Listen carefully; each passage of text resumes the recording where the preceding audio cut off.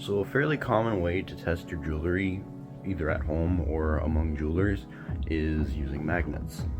There's one type of magnet specifically that attracts a specific type of metal in certain materials made from cheap quality jewelry or stainless steel, depending on which brand or company you're buying from that claim to have quality materials or solid sterling silver or solid gold.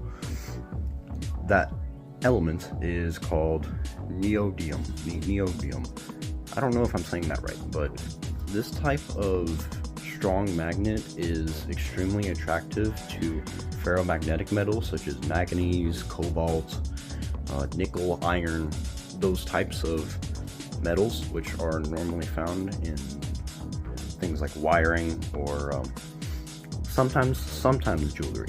Iron especially is normally found in like your stainless steel type of jewelry, your bracelets, your rings. Sometimes watches are made out of stainless steel too, like this watch that I have on right now was made of stainless steel, gold plated.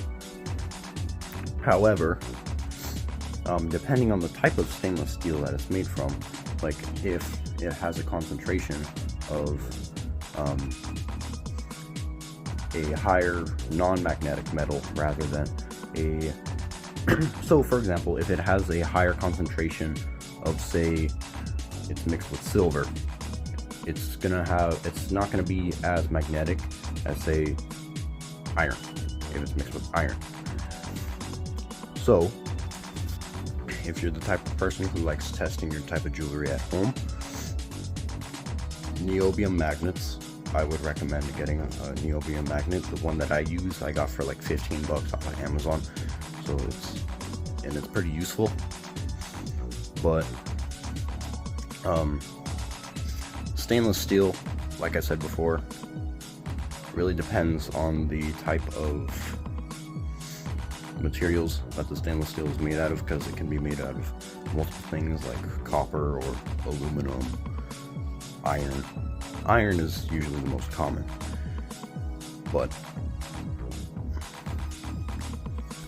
so if any time your jewelry manages to stick to one of these neodymium magnets, it is most likely made with materials such as either copper, nickel, stuff that would normally kind of tarnish after a little while of wearing. However, there are some people who actually take care of their things and they keep it from tarnishing because they know how to care for it properly. I'll make a video on how to properly care for your jewelry later down the road. But keep in mind that the jewelry test, for the jewelry magnet test, only works specifically for neodymium. I still do not know if I'm saying that right, but it won't work on your regular fridge magnet. Probably won't work on your like magnet that you can get from your high school science class. No. But I just had this in mind, and for future references, just so you know, stainless steel, depending on what it's made of, depending on the materials in the stainless steel, normally would not be magnetic.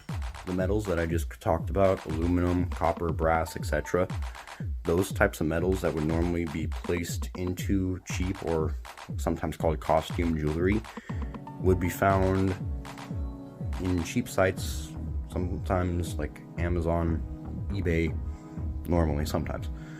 There are cases where you can actually buy like solid gold or real gold on eBay.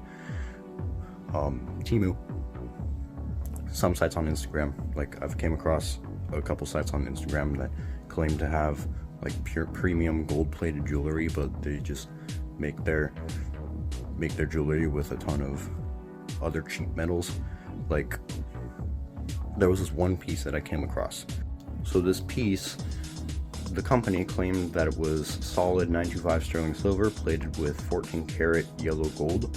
However, it was at a very, very low price. They were selling it for really cheap.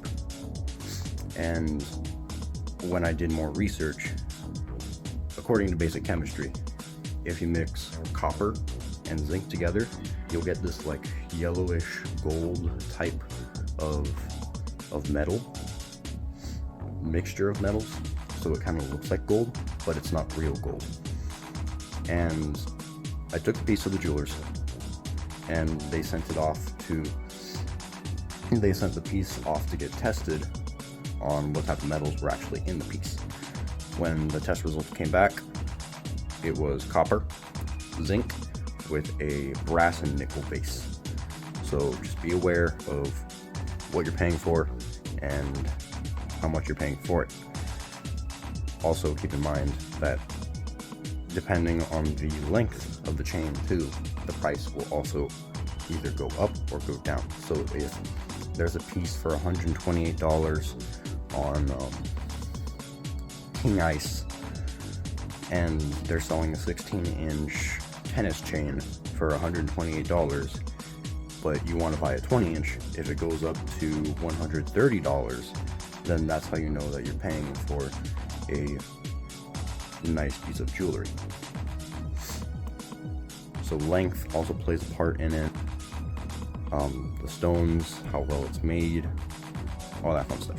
But I just wanted to make this informative video for you guys so you know what type of metals to watch out for when you're buying your nice piece of jewelry. And as always, thank you guys for watching. And if there's any type of company that you guys have found on Instagram or just out in the wild that you would like me to review, leave a comment. I'll see what I can do. All right. Peace.